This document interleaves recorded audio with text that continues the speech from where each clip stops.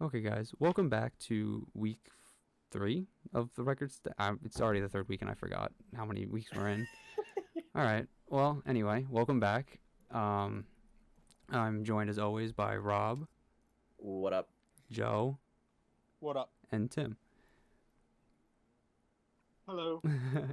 Okay, so this week, as always, we were recommended records by one another, and we listened to them. So I really want to talk about Kiss, honestly. So I'm just gonna say we're gonna start talking about Destroyer first because I'm not gonna lie to you, Rob. When you picked this, I was so excited. I'm gonna preface this all. I'm not a huge Kiss fan. I'm not in the Kiss army. I don't have the tattoos. I don't wear the face paint. Like, I just happen to enjoy good rock and roll. And if you say Kiss doesn't make good rock and roll music, you're just lying. Honestly, it's not great, but it's good. And when you pick Destroyer being probably their artistic peak, I would say, between the mid 70s to the late 70s with the original four members. Um, but this thing is fucking ridiculous. Like, I have no other way to put it other than this. They have no, like, self awareness at all. Like, None. None. this None. is, It's great but hilarious. like, it's so straight faced. And, like, you really at points wonder, like, are they not in on the joke? Like, do they not get it?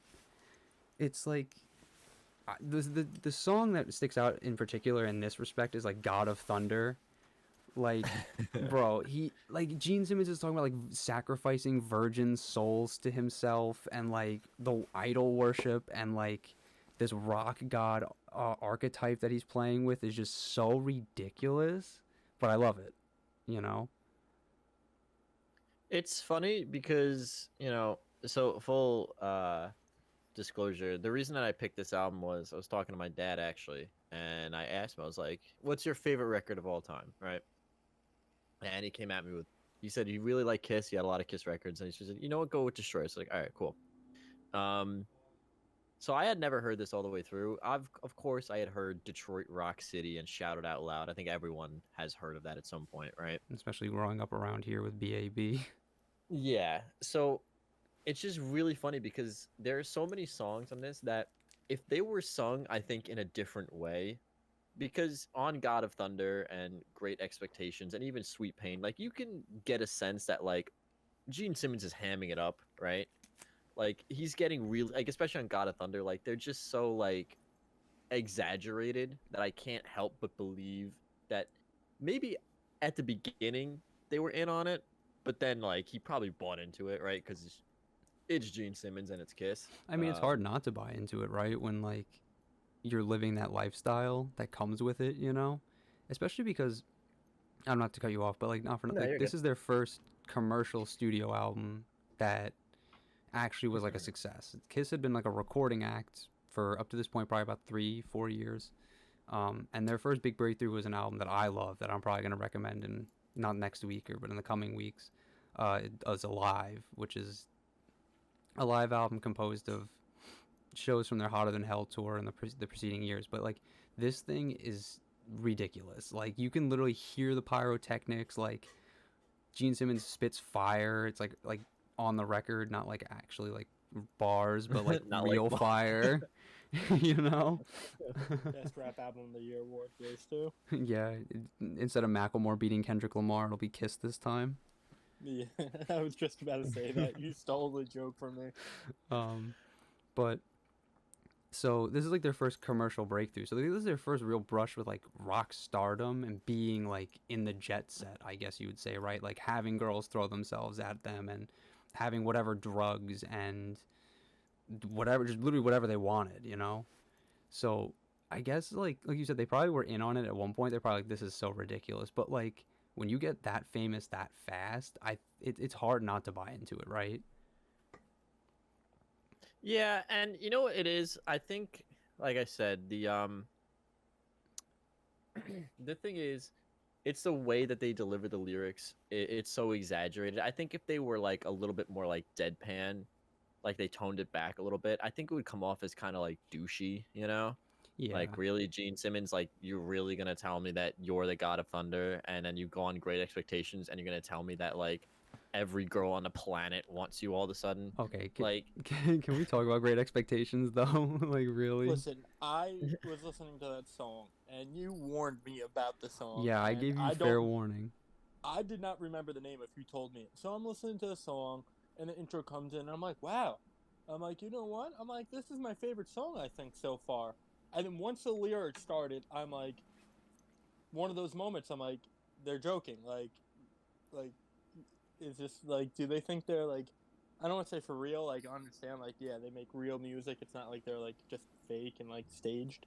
But I was like, But it's like you I can't be can't believe. serious, right? Yeah, like it's just like wow, like It is- they're just up front, and this is like who they like I guess are. Like it has I never listened to Kiss before this, by the way, except for obviously like you know yeah, the hits the and huge everything. hits. Yeah, so So, not for nothing, but like Great Expectations is like the least sexy way I've ever heard anybody try to seduce somebody. Like, and I've heard a lot of really bad pickup lines in the bars, and like this was the by far takes the cake. Like talking about what he would do with like seeing what his hands do with the guitar and what it would do with her, and it's like, it's just like Paul, come on, man, like my biggest thing is like it's like you're a grown man and you wrote this down and looked at it and said, yes, this is what I want to say. the And worst thing is I'm sorry to cut you off, but there's 4 grown men in the group, and they Yeah. all were like, and yes. outside of that, they had Bob Ezrin in the booth, who's like a super producer. Like, it's just like nobody reined this in at all. Nobody thought this was a bad idea. to But be now- fair, I don't know how you can tell. I think at this point, like, it's pretty obvious. It's like, you weren't gonna tell Kiss no. You know, like, And then to top it all off, they throw Beth on this record, which is like, it's not bad. listen, but like, okay, if they weren't in on the joke on Beth, then there's something seriously wrong with Kiss, because this is the most ridiculous ballad I've ever played. Like, boys, I can't go home because me and the boys are playing Beth, what shall I do? Bro, like, if you're not in on that joke, I don't know what to tell you. There's got to be something. There's I think something, the right? only record, or the only track on this record that I think they were fully aware was on Beth. I think there's like still that, like, on God of Thunder, Great Expectations, even Sweet Pain, which is like, like, that one's a bit, that one caught me off guard. Like, you know, I think that those other ones, they definitely got lost. And they were like, fuck yeah, like, I'm Kiss. It's like, yeah, okay. Well, like you're right though. At some point, like, how do you say no to somebody who believes like so wholeheartedly in what they're doing right now? You know what I mean? Well, I not even think just that we need like, to recognize also that we need to recognize Gene Simmons' collection of things of himself. Okay, yeah, all right. Do you want to talk about that? Like, Like, have you guys ever seen Gene Simmons' Family Jewels, like the reality I've show? heard of it, but I've never It's- watched it. I refuse to. Oh, Actually, I okay. couldn't. like his collection of like things of him should let us all know that he's well aware of the meme.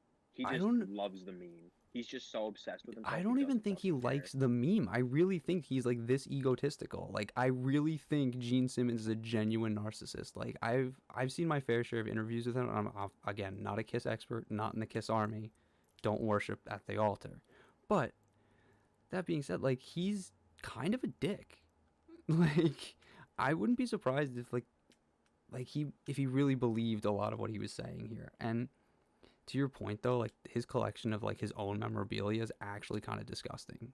Like the things this man is willing to put his face on for $1 is ridiculous.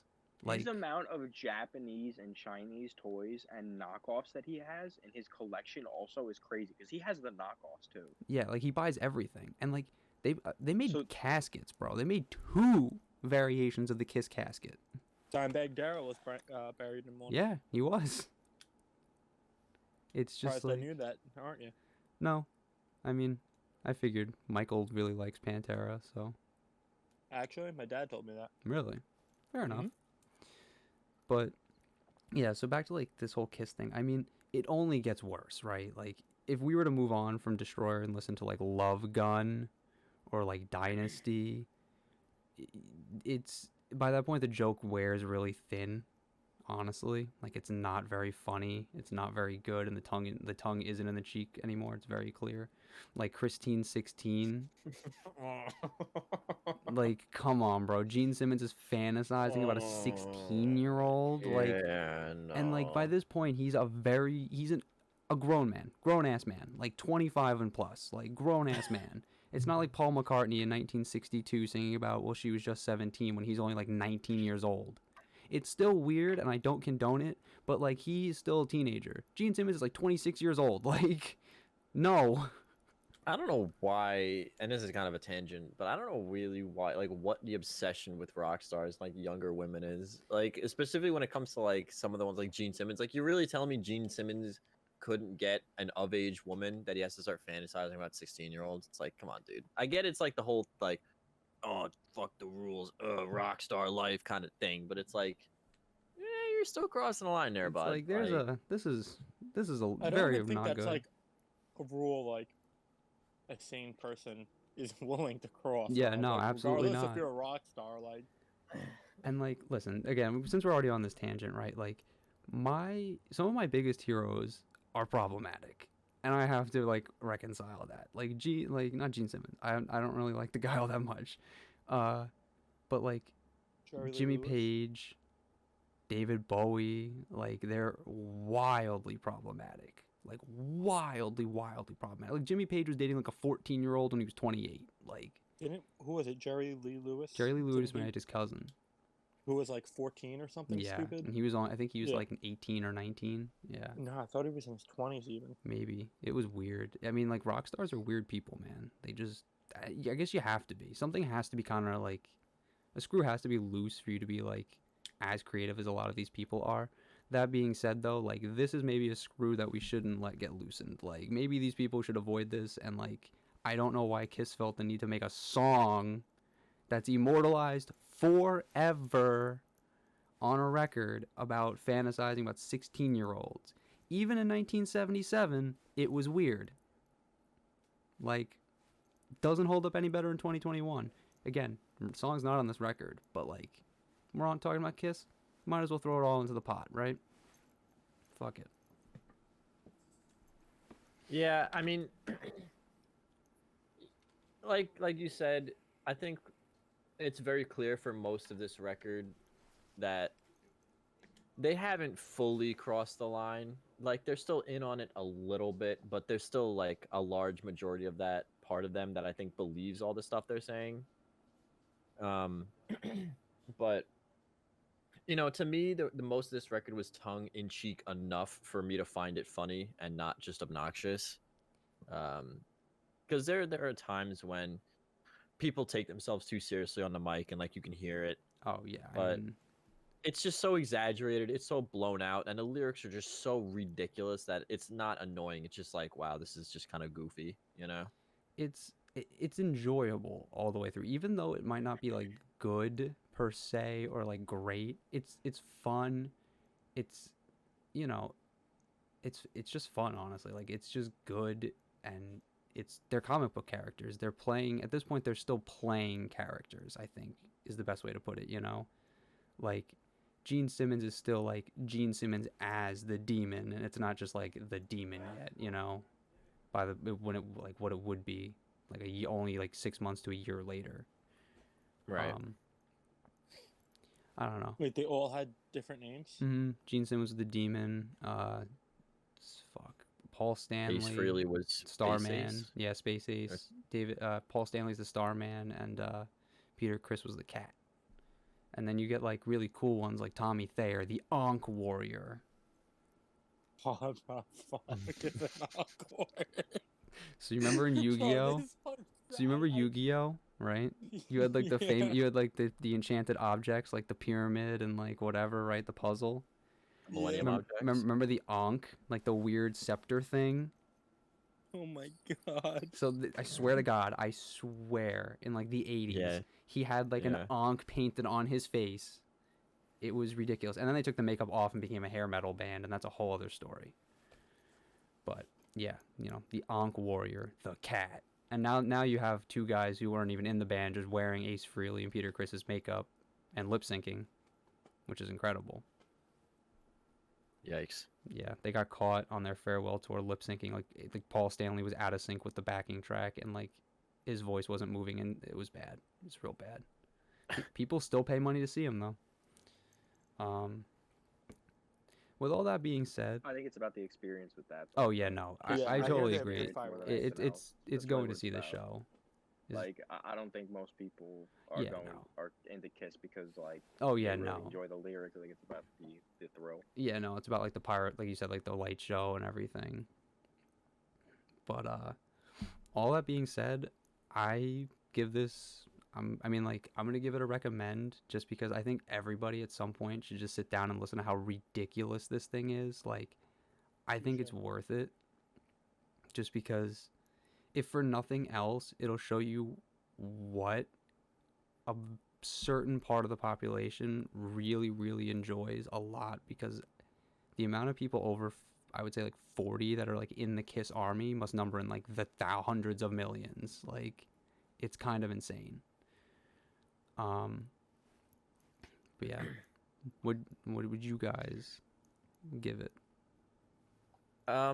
So like I said, this was the first Kiss album I've ever listened all the way through, and I thought overall it's an entertaining, it's a fun album. It's got some, you know, when the thing that Kiss really does very well is when they craft an earworm chorus, like it sticks with you, you know? Like everybody knows Detroit Rock City and shout it out loud. Like when Kiss nails a chorus, they really nail a chorus.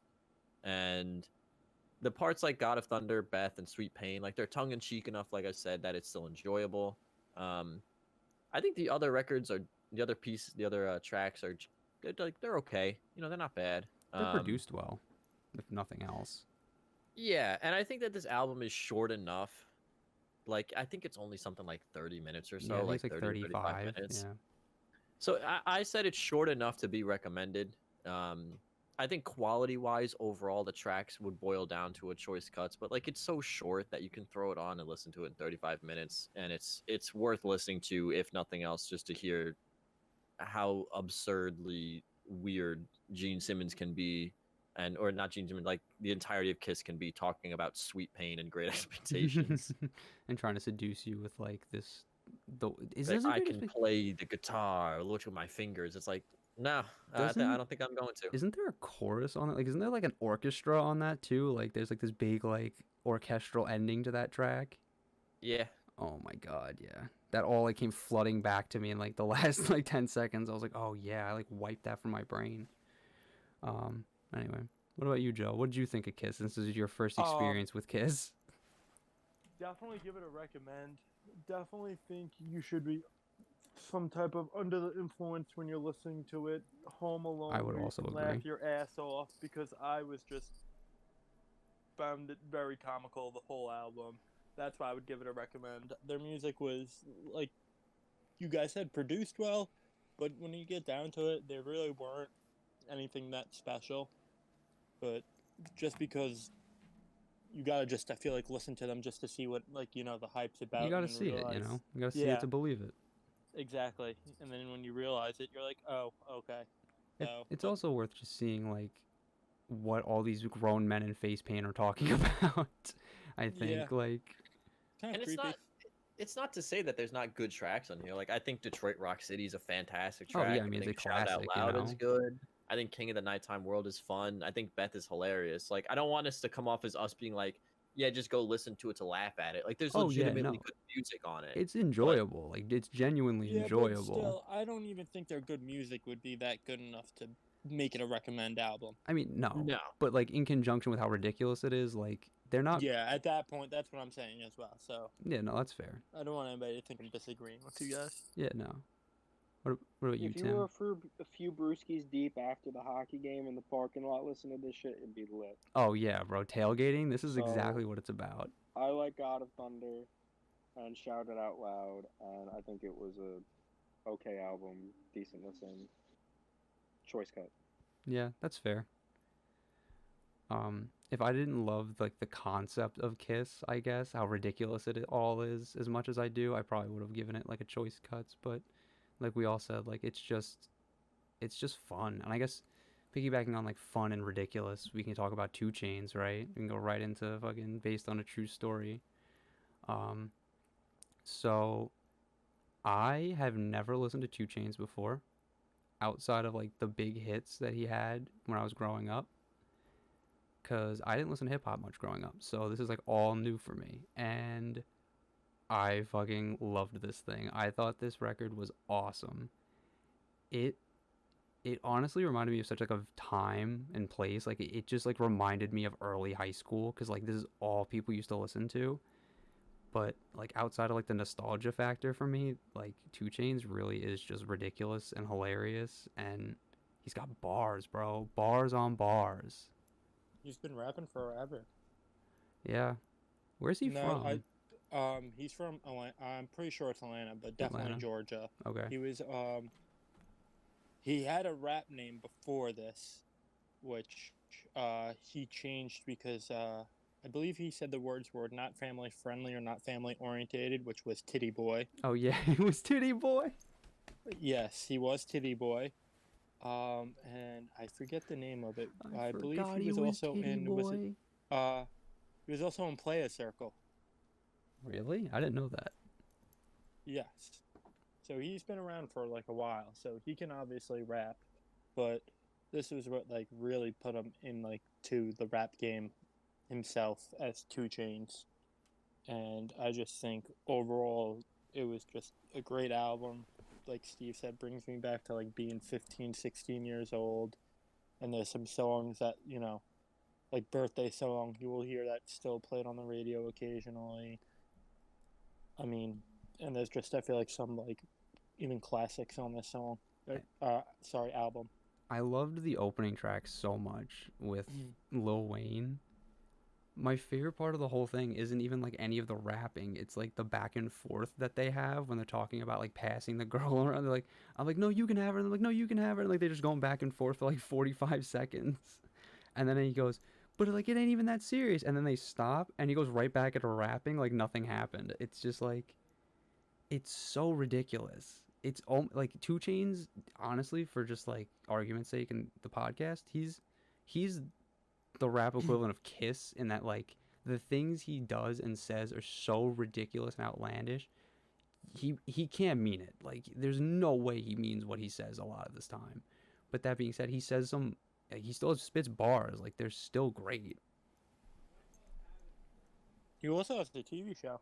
Did Don't know he? if you knew that. I did not know that. Yes, it was on Vice. I forget the name of it, but he would pretty much go around and go to like the most expensive like hotel, go see like the most expensive mattress in the world, and stuff like that. Oh wait, wasn't it called like Have, shit like, the that's most expensive or whatever? It's still going on. He did Is it? yeah, it's through Vice. There's one where he's testing air. Like there's a company that sells air from different parts of the world in a can, and you can breathe it in. Okay. And they get Two Chains to sign one of the cans. Really? Yeah. Did he like breathe into it and like they cap it? It's like captured two chain bro, breath. No. It's like when you like yell into a jar and close it and then open it up later. The yell comes back out. Like in a cartoon. You summon Two Chains. And another reason why I did pick this is album that is very actually interesting is the other day, I guess the NBA or whoever had a basketball game where it was Two Chains and Little Baby versus Quavo and what's his name? Wow, I can't believe I forgot it. Jack Harlow. Yes, thank you. I'm sorry. And Two Chains, I forget how old he is. He's in his 40s, but I was like, wow, this man's just incredible. The fact that he could still like balling like that, and I mean, he went to college and everything. And to be quite frank, I'm just really curious what Rob has to say about this. Yeah, honestly, considering one of my favorite songs, "I'm Different," is on this album. I thought it started out really well. Honestly, like "Yuck" is one of the most ridiculous songs I've ever heard in my entire life. like the bars on this thing are just corny as hell. Like, is she on her period? I see young, like whatever they say, like, nonsense. Bro, then Like, Lil Wayne shows up to talk about how she's on her period too. It's like, all right, bro, like relax. it's just absolutely ridiculous. I thought it was fun. I really liked that one. The, the there's moments on this album that I really enjoyed, like Birthday Song with the ending refrain of like, in a bad bitch contest, you're first place. Like, just nonsense like that. I'm in the kitchen, yams everywhere. No. The best line on this whole thing though is on "Stop Me Now," which is "I am what I eat, but I'm not a pussy," It's just which is like, true genius bars right there. I thought the record, served its purpose. Like, if you're just listening for some trap, like, not trap bangers, like if you're just listening for some, like, bangers, like, you're gonna get what you want out of it. The beats were nice. Most of the beats were pretty fire. Um, She got a big booty, so I call her Big Booty. yeah, I think Put a like fat rabbit on a Craftmatic. towards the end, I started to get a little bit of ear fatigue because it's kind of just It is long. the same flow over and over again to a certain extent. It's just like another drugs, banging, women, money kind of situation. I mean, I'll give you that. The track list is a little long. It's what, like But 24 songs? I thought it started out good. I kind of started to drift away from it in the middle, and then but there were enough moments, like, which just ridiculous lines that brought me back. That, are we wrap? I don't. We're not wrapping it up yet, but like, You can if you want. It's up to you. Like, do you guys have anything? Like, I, does anyone really have anything they want to like I guess just add? because Joe asked me what I thought about it, Yeah. I'll just say mine, which is I said, for me, context matters. So if you play this at like a party, like, this is a banger, 100% recommended. But if you want to sit down and like actively listen to something, I would say that this is only just a choice cuts for that, because it does get thematically repetitive towards the end, But then again, that's what it is. It's a banger rap album. Like, if you're expecting something else, you're not getting it. you know? That's fair. I mean, I gave it a recommend just because I enjoyed it, and I think as like an entry level hip hop album, like, this is about as like fun as you can really get. It's not like super thought provoking. It's not like super taxing where like you have to sit down. It's not like To Pimp a Butterfly where you have to like sit down and like listen to it and really like think about what Kendrick's saying. It's like you sit down and then occasionally you get like these crazy bars and you're like, oh, okay, these are fucking hilarious, and you can just go back to like not paying all that much attention to it. So I think just it's kind of like Kiss, honestly. I think like I recommend it just because I think everybody should experience how ridiculous 2 Chainz is, and how ridiculous he can get some established artists to sound, notably Lil Wayne on the opener. And this thing came out, what, in 2011, 2012? So this is like Lil Wayne like at the height of his January 1st, powers. 2012. So like this is Lil Wayne when he was like one of the biggest rappers on the planet. I mean, he still is one of the biggest rappers on the planet, but you know what I'm saying. Drake on the album. Yeah, exactly. A mean- young Drake. So Kanye West. like, Nicki Minaj. yeah, that's what I'm saying, bro. He gets like A-list stars to Brown. sound ridiculous with him, and they're in on the joke, and that's what I love about it. Like, it's almost like It's riff like- raff. It's like working with riff raff. Like, you understand it's a joke, and like going into it and then it just makes it all that much better. Like, nobody came in here thinking they were gonna make like something like super artistic and amazing. They were just like, no, we're gonna come in, we're gonna spit some fire bars. We might say some ridiculous stuff, but like that's okay. Is it a joke though? It's only a joke if you think it's a joke. It kind of it's not a joke, but like some of the bars on Does this, it have to be a joke? some of the bars on this thing, you have to know what you're saying. Like, you're not gonna say these things if you don't get it. You know what I'm saying? I'll put like, it to you this way though, about 2 Chainz, like specifically, like he himself is not a joke. 2 Chainz is not a joke. This man is a very talented rapper. Honestly, apparently a really talented lyricist because his like word game is on point for most of this record. So it's just like the thing, like the image he created for himself is so ridiculous. Like it has to be a put on. You know what I mean? Like, unless he really The is like funny thing- this. But And the funny thing is I don't know anything about him besides his name is Titty Boy before this. I never listened to any of his music before this either. So like, I don't know anything about this man. Like, and like this album came out and everybody's just like, yeah, 2 Chainz, and nobody ever doubted him afterward. They're like, all right, this man, he's about it. Yeah, and like everything he does, like he just does well. I feel like. I mean, he even played college basketball. I mean, he's just like, Oh, that's fair. So I guess yeah, you would give it a recommend, right? You're recommending yeah. this I would give thing. it a recommend because looking at this album overall, there's like 6 songs that you can play to anybody. That at least 5 that are just amazing. Like I'm Different is probably just some of like, you know, I guess I get what you guys are saying, how it's funny, but you know, he's not a joke himself, because that kind of made more sense to me. Yeah. But I'm Different's just like one of my favorite songs. Birthday songs, absolutely amazing. No Lies, great. Yuck is great. Yuck Riot's is my great. favorite song on this whole project. That thing is so ridiculous. I love it so much. You know what it is? 2 Chainz honestly kind of feels like Danny Brown in a weird way. And that, like, he doesn't have, like, the really annoying, like, nasally delivery that Danny Brown does. But he does have, like, he has, like, a vocal bit that he does. Like, he puts on his voice, you know? It's like, he doesn't sound like he raps all the time. Like, he doesn't have that big voice or anything. But, like, they're similar in that they both are rapping about, like, ridiculous, over-the-top things, but doing it seriously. But like they know that like it's gonna come off funny. You know what I'm saying? Like they're saying real things here, but like they're saying it in a funny way, a way that they know it's gonna like stick in your head.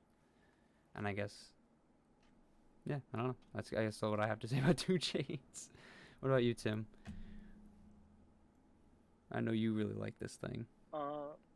So I really like the album, and I don't think it's a joke. Actually, I think that this is really just actually who 2 Chainz is. This is really just the life that he lives,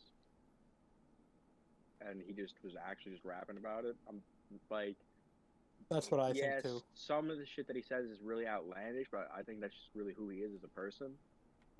And I think it's just like from the community and like the environment that he lives in and grew up in. And I think that like the difference in opinion on that is just like because we don't live in that environment. But I really like the album. I think 2 Chainz is actually like really lyrically talented, and his metaphors are really good on the album. And he also like it's also just really catchy. Like you guys were saying, like I'm different. I'm different, yeah, I'm different. Pull up to the club with my limousine. It's just catchy. It just makes you want to get out of the house and like play it in the car. I give it a Yeah. choice cuts personally though, because I don't think 2 Chainz is really a necessity to listen to if you're listening to rap. If like you don't have any experience in it, I think if like you're really big into rap, you should listen to 2 Chainz. But otherwise, like I don't think Rob really has much of a purpose listening to this album outside of the context of this, because he doesn't listen to much rap. But someone like you, Steve, who's really trying to get into rap, should listen to this album. Yeah, So that's I just mean my take on context it. is important. I think everybody should give it a shot if they're trying to get into hip hop, just because like it's so evocative of like a certain time and place, you know? That like it does like frame things that come like those records that came after it a little better. Like you can see like the fingerprints on it, you know. So just thinking like that sense is worth a listen if like I guess you're interested in seeing like the lineage or like why things have developed the way they have. But I don't know. That's how I felt. So which one do you guys want to talk about next? You want to talk about Action Bronson or you want to talk about Mac Miller? I'll leave it up to you guys since I picked the last two. Action Bronson, I guess. Okay. So Action Bronson was Tim's pick. We picked White Bronco, which is probably his most well-known one, right? I would imagine at this point. I would say so. Yeah, but it's like probably the most critically questioned for that same reason. So that might be why it's most well known. I don't know. Yeah, I really enjoyed it. I mean, I just like Action Bronson. Like I love his voice and like how he uses it to rap. Like His husky voice and like his delivery is really good on the album. He Or kind of just sounds in like general. Ghostface Killer sometimes, honestly. Like in the way he uses like that husk and that rasp in his voice, you know? Yeah, he comes from that same clique of rappers as with the out that work with the Alchemist and those guys. Oh, okay. That makes sense. Um, Yeah. so this is And fun fact, actually, Mac Miller actually took Action Bronson on tour with him. yeah, that's actually wild. Dude, that would have been a sick show. Action Bronson and It Mac was Miller. him, Chance the Rapper, and one other person. I don't remember who it is. What? Yeah, I was so upset when I found that out that I missed that. It was Bro, I would have. That's why we need time travel. We need to get on that right now. To go back in time. Anyway. Um, I don't know. I just love Action Bronson so much. Like he's really clever. Like our friend, to be honest, our friend Caesar tried getting us and telling us Action Bronson was fire like years ago, or I don't know what years ago, maybe a year When and a it half. came out, he tried when White Bronco came out, he tried to get us into Action Bronson, and we kind of just brushed him off and ignored him. But like And we were stupid because this thing's White sick. Bronco is a 26-minute masterpiece. Yeah, that's really It's 26 minutes of like euphoric, just like bars from Irishman freestyle, live from the moon, yo. Live from the Moon is trippy. It's this great experience. And I think my favorite part about it is like, unlike most mainstream hip hop records of this era, like, it's pretty free of features. Like, it's not. It's got 3 or 4, but like, it's not like dragged down by them. It's not like every single track. And the only real big name he has is ASAP Rocky. Otherwise, it's Yeah, like, Big Body Bass. yeah.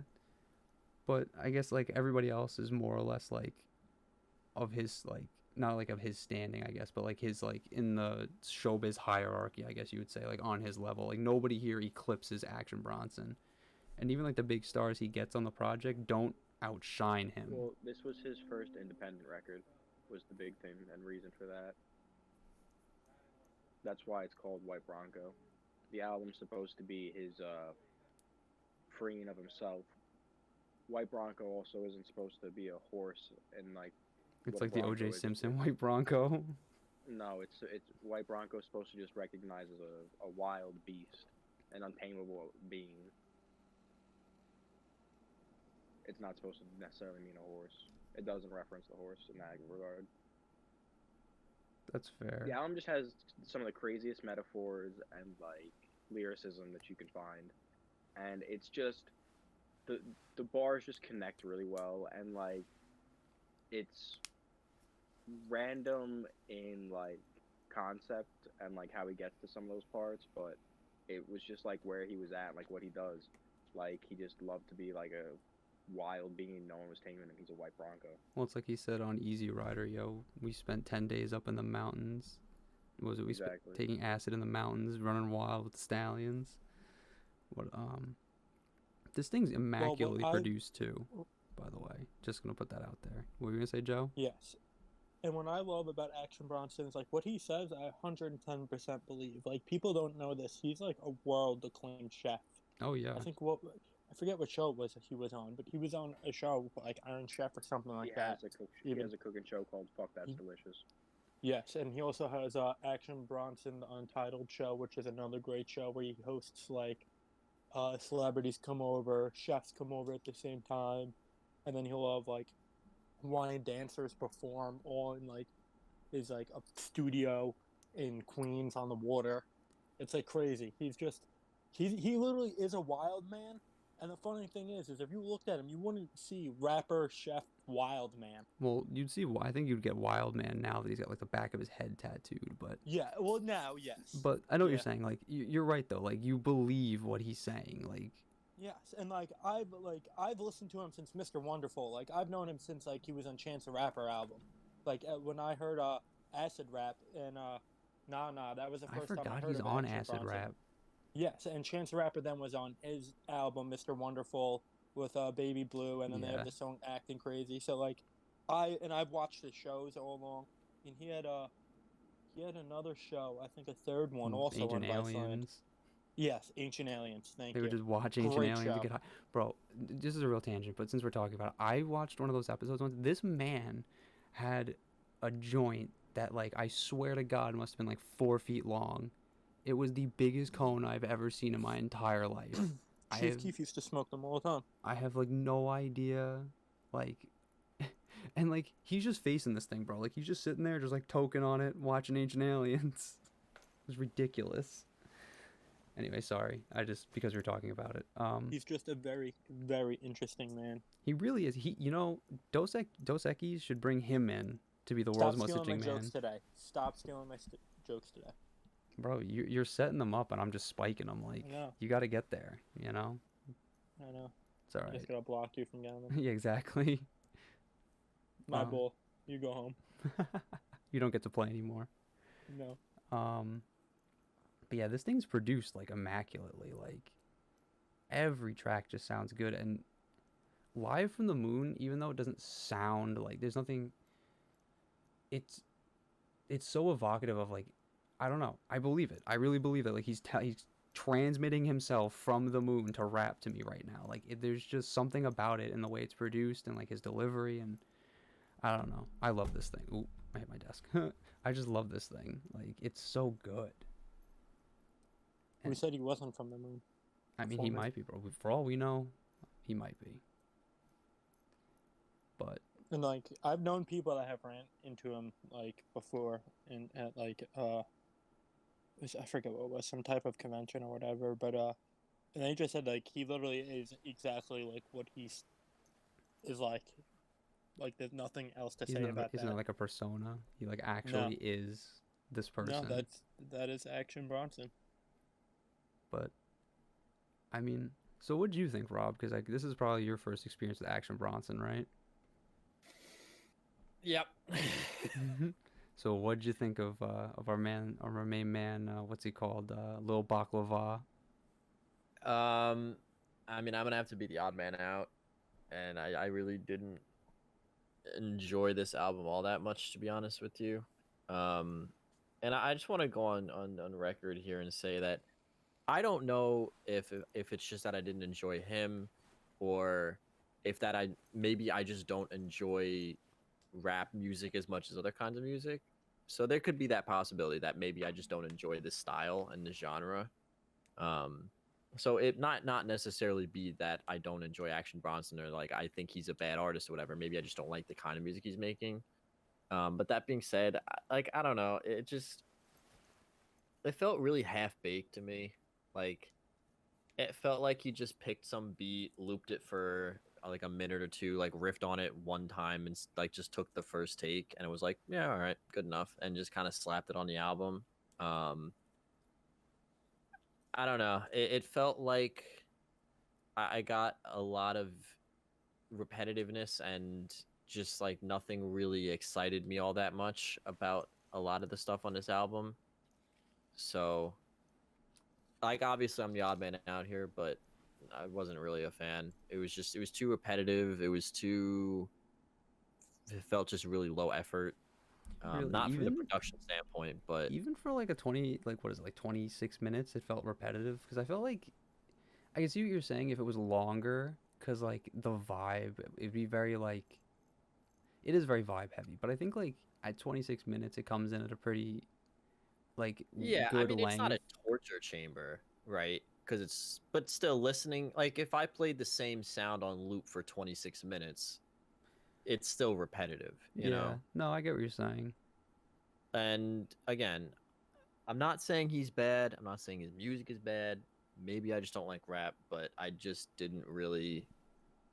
I don't know. Like I enjoyed the 2 Chainz album a lot more than this one. I'll say that much. That's fair. I mean, I wouldn't say maybe you don't like hip hop. Maybe we just haven't found you an artist that you really identify with yet. I mean, maybe Rob just, I guess, is more used to the newer wave of hip hop because like or we could give him something. that, like, I mean, to be fair, we haven't I given him the just most don't- lyrical. I just don't think. I honestly just kind of think he doesn't appreciate like the lyricism in like these bars. yeah, like the fact that like his wordplay is like in a sense an instrument Insane.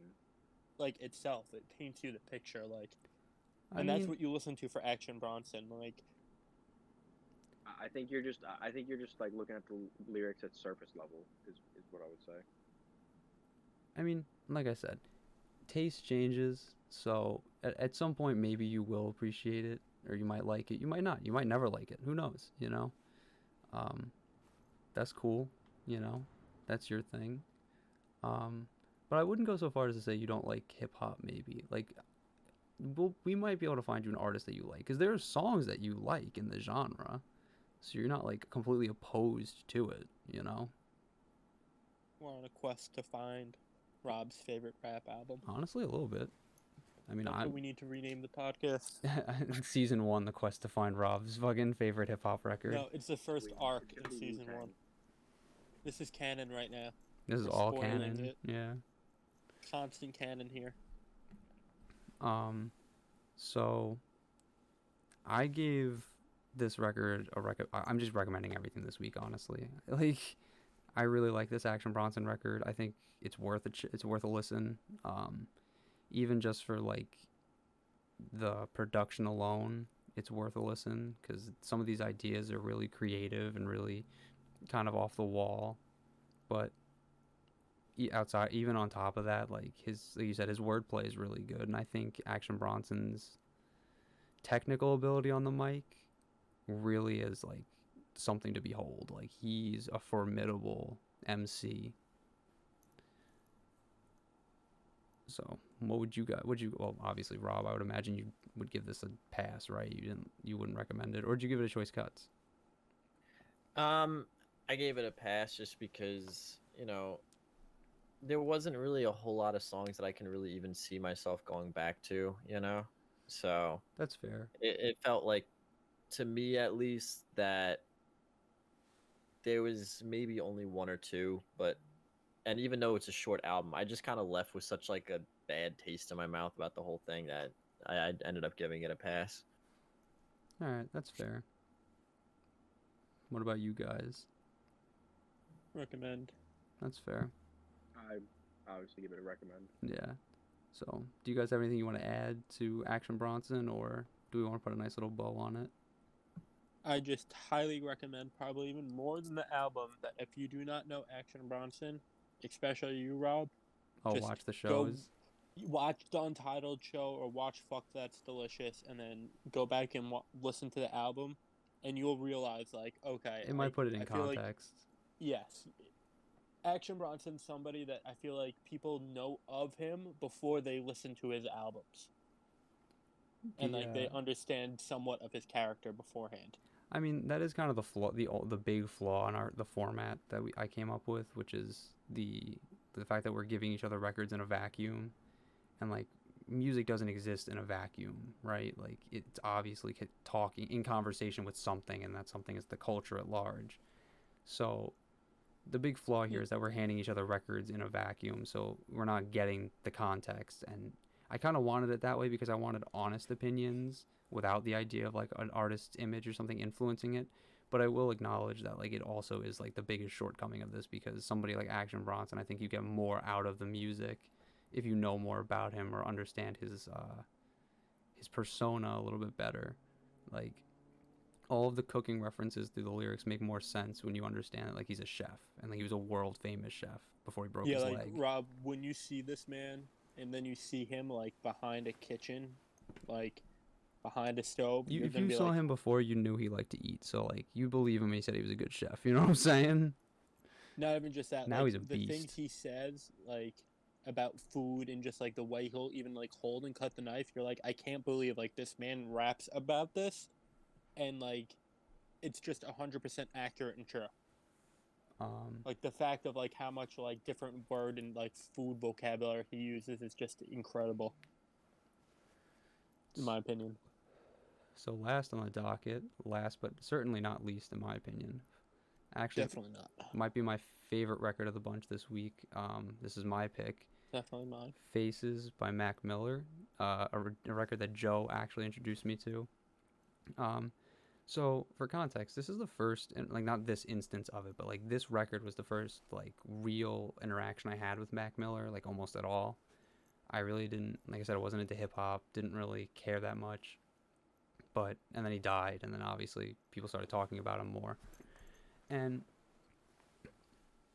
that being said, like, this probably, in my opinion, is his best work. Whether or not you agree with it is up to you. People will say Swimming, people might say Circles. Fuck, people might even say Macadelic. I don't even know. But this one is my favorite because I like how open Mac Miller really is on this thing. Like, he lays bare all of his dirty laundry for everybody, and he doesn't care who or how it comes out. Like, he paints a really vivid picture of what his addictions were doing to him and the lifestyle he was living and how damaging it really was to him. And, like, I thought that was incredible.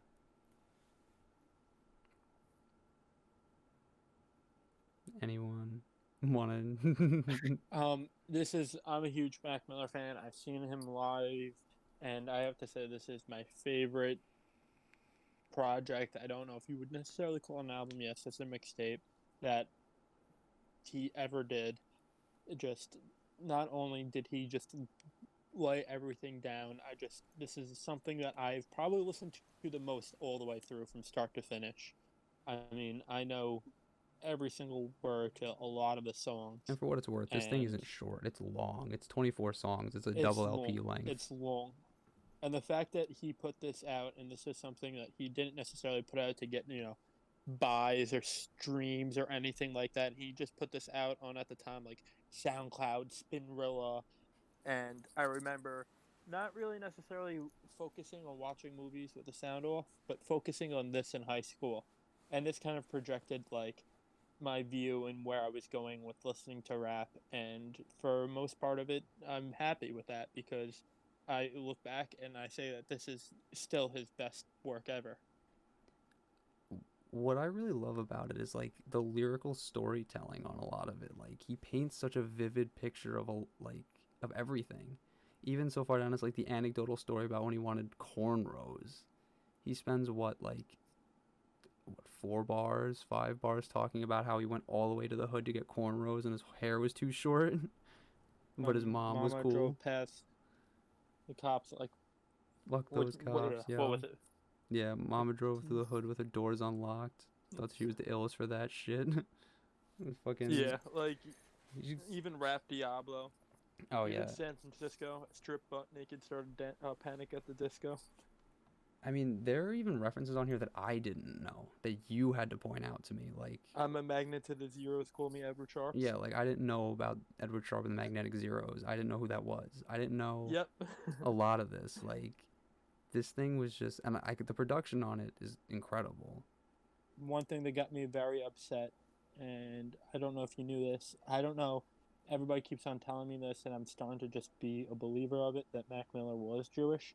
But for the drop of this mixtape, he actually had a clothing launch, and a lot of the merchandise had Hebrew writing on it. And if you ever want to see any of it, go watch the music video for Diablo.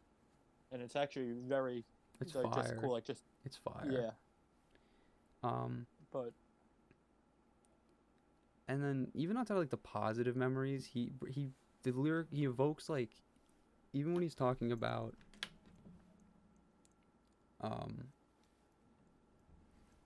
when he's talking about, like, waking up on the sidewalk covered in throw up, like, it's just like, he does not hold back, and it's just, he's upfront. It is who he is, and what I like is every time I listen to this album, I have a new favorite song and a new song I appreciate, and this time it was Colors and Shapes, and I don't know if it's just I matured into the album to the point where I can enjoy that. Another good part of this album that I love is he really doesn't have, the biggest feature on the album that I'm recalling. Sorry, I'm trying to look up the... I think it's Earl Sweatshirt, right? No, Rick Ross. Oh, yeah, Rick Ross is... I forgot. How could I forget about Rick Ross? Like, that song's absolutely amazing. And he never gets upstaged either. I think that's the important thing to talk about with, like, specifically Action Bronson and then Mac Miller in this case. Like, they bring on other talent, but, like, they never get upstaged by it, Like, Rick Ross never shows up Mac Miller on that, even though he's got the most memorable line in the whole song, "I'm butt naked with my chopper," But I don't know. I love every time Mac Miller collaborates with Earl Sweatshirt. Like that's just like Batman and Robin for me. You know, like they're just perfect for each other. Yep. And then he's also one of the producers on the album too. Earl Not Sweatshirt. necessarily him. No, Oh, Mac Mac Miller. Miller. Yeah. Well, he Yes, produces as under his name, right? His alias. well, he has two other aliases, but yes, one of them is Larry Fisherman. The other one is Delusional Thomas. He features himself too on a couple of these tracks. Like, well, Schoolboy Q's on here, isn't he? I forgot about Schoolboy Schoolboy Q, Q, but he never actually yes. raps. Like, No, he does not. he just says Miller Mac. Miller Mac. But on just like a story real quick about this record. I remember the first time we listened to it ever, that when the second track opened and it starts with like that piano piece, you looked me in the face and Here you went, we go. yeah, right before he says that, you look at me and you go, this is where shit gets real weird. And then like we were just on a journey, bro. It was just full force ahead. And I don't know if it's like just the nostalgia of it, or maybe because it's like Igor in the sense that it means a lot to me personally, but like I really have a hard time coming up with anything negative to say about this thing. Like I really, really enjoy it, and I found myself listening to it all the way through a lot more than I thought I would. Like it's long, but like I never feel like it drags at any moment. You know, it's not like a chore. No, it keeps you entertained the whole every song. What'd you think, Tim? I know you were also a fan of Mac Miller. Yeah, I don't really agree with you guys on everything that you're saying. I think the album is good, but I think it's a younger Mac Miller. I like his later work better. I think Good AM and Swimming are better, personally, but that's just my take on it. I think that his rapping gets lazy on some songs. He drops off beat, not on purpose in terms of like a rhyme scheme, but just because to finish the bar often on the album. And I think that some of the production's really good though, and you see that because you see the production come back on Good AM and Swimming. And so I think there's something to be said about that, but I just think it's a choice cut, maybe. I mean, that's fair, I guess. You know, not everyone's going to agree, right? I mean, I highly recommend it. I think everybody should at least give it a shot. It's long, but I think it's rewarding, and I think a lot of people most people are gonna get something out of it in the long run. Like the things he's talking about, and like I just think, like I said, just the addiction and really his lifestyle. Like it's all about his lifestyle and how it's destroying him, and it's it's funny that it's titled Faces, right? It's like so aptly titled. Like it's really about like the many faces of Mac Miller and like the faces he has to keep putting on to keep playing this part. And I think it does come off kind of schizophrenic in places. Like some of the songs are like really wildly different than the others, but I think like it works with like the theme or the thematic concept that I think is here. Not to say like Mac Miller went out here to make a concept album, but like there is like it's a song cycle almost. Like there's some sort of thematic link here, and that like it is Mac Miller himself. Like he is the central like uniting feature of all these tracks. They're all about him. They're about how he feels.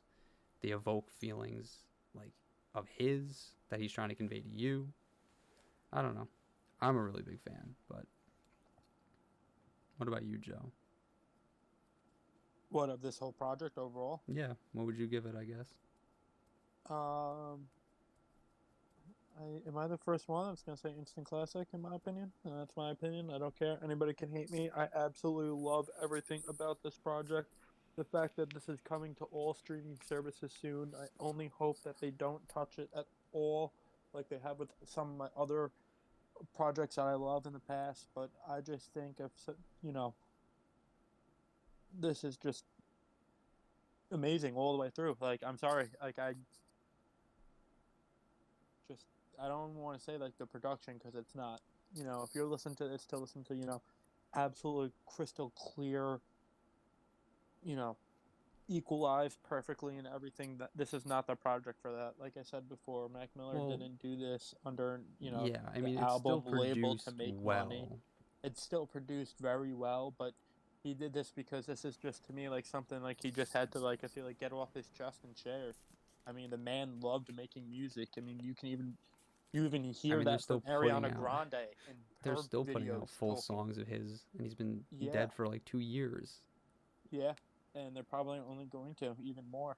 That's all he did. That's all he loved to do was make music. He Yeah, even had they're gonna rob his grave for it. yeah, unfortunately. Yep. Only I hope only if the things were already done. Yeah, that's a different topic for a different day, you know, the grave robbing of Yes. artists. Because I could go on forever about that. But what about you, Rob? I know you know of Mac Miller, but I don't know if you really are familiar or unfamiliar. So the first time I heard Mac Miller was actually from my cousin who um, sent me the Cobra Starship song "Middle Finger" featuring Mac Miller, Okay. and then he sent me "Knock Knock," right, which is a song that I really really like. I really like "Knock Knock" because it just it's sticky, right? It just sticks in your head. Um, so again, I'm gonna be the odd man out here. To me, this album is it's I have two different coins for this album, right? I think conceptually, what he's talking about here is a complete success, right? Conceptually, this album is fantastic from start to finish. Talking about the him having to deal with being so famous at a young age and like the fakeness and the plastic nature of fame and Hollywood and dealing with the addiction and the isolation, especially on songs like the birthday song, um, where he just comes right out and happy birthday. He comes right out and says it. He's like, listen, everyone was celebrating a party for me, and I wasn't even there because all they wanted to do was celebrate, right? Like he gives you a really, really, really good in-depth look at who he was, how he felt, and him dealing with all of these things: the depression, the drugs, the isolation, and all this stuff, right? So I think conceptually and lyrically, this album is fantastic. My problems get into the musically part of it, which is, and again, I know that this is 100% intentional because it's supposed to be this hazy, like drug fueled album, but the fact that it's essentially the length of a double LP, it's like 90 minutes long, and every song is like plotting and slow for the most part. Again, totally intentionally because it fits the theme of the album, but that doesn't mean I have to like it. And again, I use this word a lot this week, but I just like I started checking out. Like 45 minutes into this record, I was like, I can't listen to this right now. I need to take a break because it's just like numbing. And in a way, that's a success. That's a success for the album because he wants that to be the thing, right? He wants it to be like, this is what I felt like, and I get it. I just don't think like it appeals to me on a music level, you know.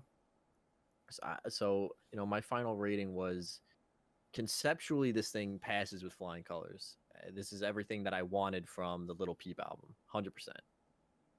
But musically, I really can't see myself going back to really almost any of these tracks just because I don't want to be put to sleep. Um, and again, that was the point of the record, but I just didn't enjoy it all that much. So my verdict was conceptually success. The music to me was I could do without it. If you really like Mac Miller, I think you should definitely listen to this. But if you're someone like me who, your exposure to him is very little, I wouldn't recommend sitting through 90 minutes of this album, to be honest with you. But again, I don't think it's bad. I can't see myself going back to this particular piece. Also because it's 90 minutes long. Well, yeah, like it is very long. But all right, well, that's not. Who would have thought that the record we agreed on the most would have been Kiss?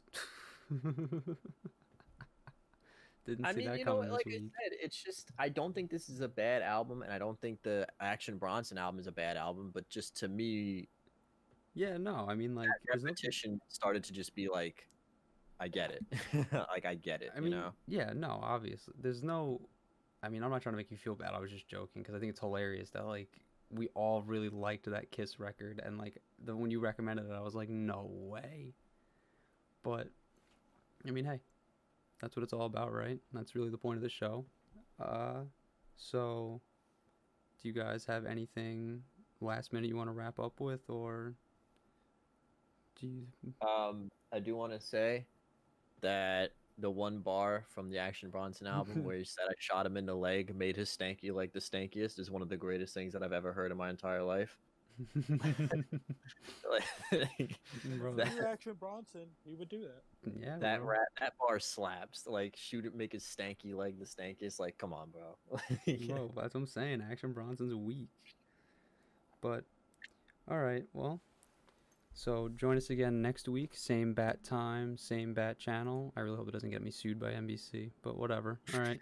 See you guys next week.